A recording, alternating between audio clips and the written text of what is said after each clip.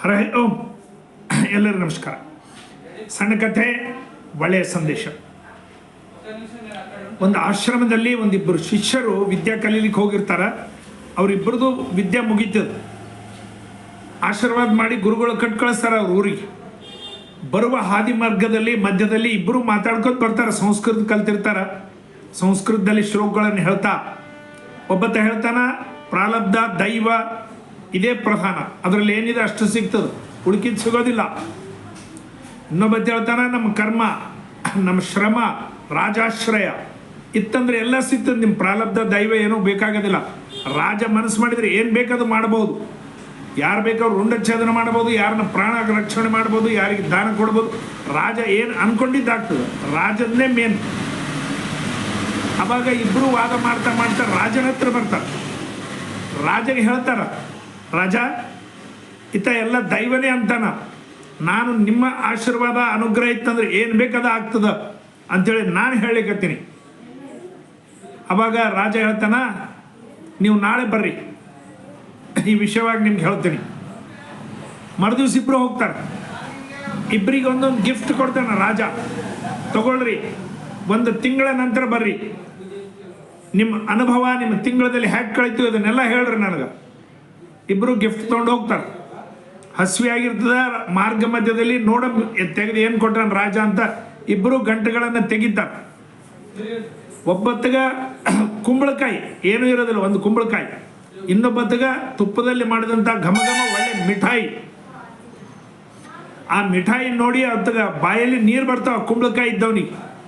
ಆತ ಕೇಳ್ತಾನ, ಏನಪ್ಪ ನೀನು ಅಣ್ಣನ ಸಮಾನ, ನನಗೇನು ದೊಡ್ಡತ, ನಾನು ಆಶ್ರಮದಲ್ಲಿ ಬರೀ ಸಪ್ಪಗೆ ಊಟ ಮಾಡಿ ಬೇಸರಿಗೆ ಬಂದದ, ಈ ಕುಂಬಳಕಾಯಿ ನೀ ತಗೋ, ಆ ಮಿಠಾಯಿ ನನಗೆ ಕೊಡು.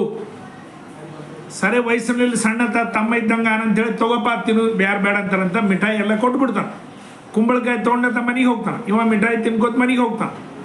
ಮಿಠಾಯಿ ಸ್ವಲ್ಪ ದಿವಸ ಇಟ್ಕೊಂಡು ಎಲ್ಲ ತಿಂತಾರೆ. ಬಹಳ ರುಚಿಕರವಾದಂಥ ಮಿಠಾಯಿ ಇರ್ತದೆ. ಒಂದು ತಿಂಗಳ ನಂತರ ಇಬ್ಬರು ರಾಜನ ಹತ್ರ ಹೋಗ್ತಾರೆ. ರಾಜ ಕೇಳ್ತಾನ, ನಿಮ್ಗೆ ಹೇಗೆ ಹೋಯ್ತು ಒಂದು ತಿಂಗಳ? ಮೊದಲು ಮಿಠಾಯಿ ಹೇಳ್ತಾನ, ರಾಜ ನೀವು ನನಗೆ ಕುಂಬಳಕಾಯಿ ಕೊಟ್ಟಿದ್ರಿ ಅಥವಾ ಮಿಠಾಯಿ ಕೊಟ್ಟಿದ್ರಿ? ನಾನು ಸಣ್ಣವ, ನನಗೆ ಮಿಠಾಯಿ ಕೊಡು ಅಂತ ಕೇಳಿದಾಗ ಕೊಟ್ಟ. ನಾನು ತೊಂಡೆ ಮಿಠಾಯಿ ಬಹಳ ಸ್ವಾದಿಷ್ಟ ಇದ್ದು, ಭಾಳ ಚಲೋ ರೀತಿಲಿಂತ ಹೋಯ್ತು. ಕುಂಬಳಕಾಯಿ ಅಂತ ಕೇಳ್ತಾನೆ, ನಿಂದು ಹೆಂಗೆ ಹೋಯ್ತು ಒಂದು ತಿಂಗಳ?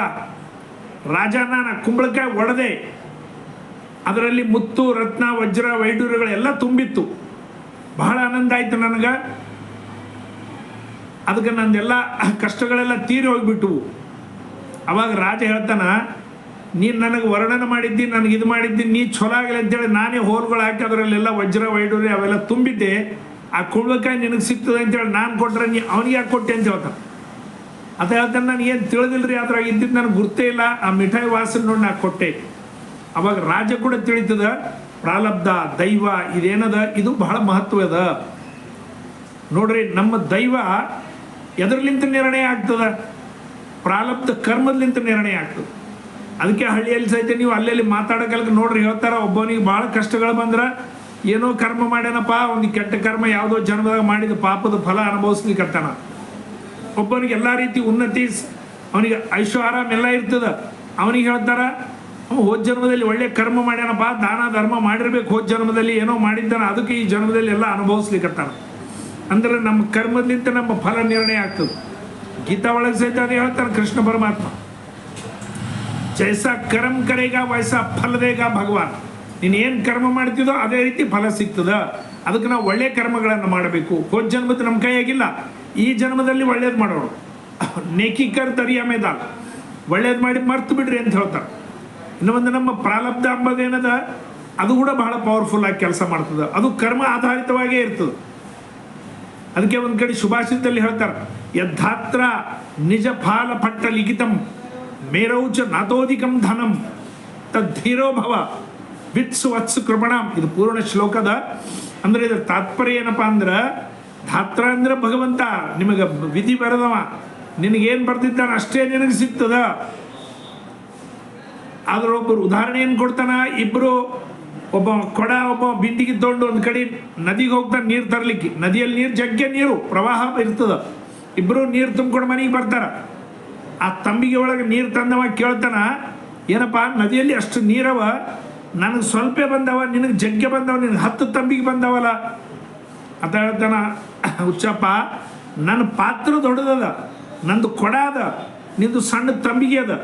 ನದಿಯಲ್ಲಿ ನೀರು ಎಷ್ಟವ ಲೆಕ್ಕಲ್ಲ, ನಿನ್ನ ಪಾತ್ರ ಎಷ್ಟದ ಅಷ್ಟೇ ನಿನಗೆ ಸಿಕ್ಕದ. ನನ್ನ ಪಾತ್ರ ದೊಡ್ಡದು, ನಂಗೆ ಜಗ್ಗೆ ಸಿಕ್ಕದ, ನಿನ್ನ ಪಾತ್ರ ಸಣ್ಣದು, ನಿಂಗೆ ಕಮ್ಮಿ ಸಿಕ್ಕದ.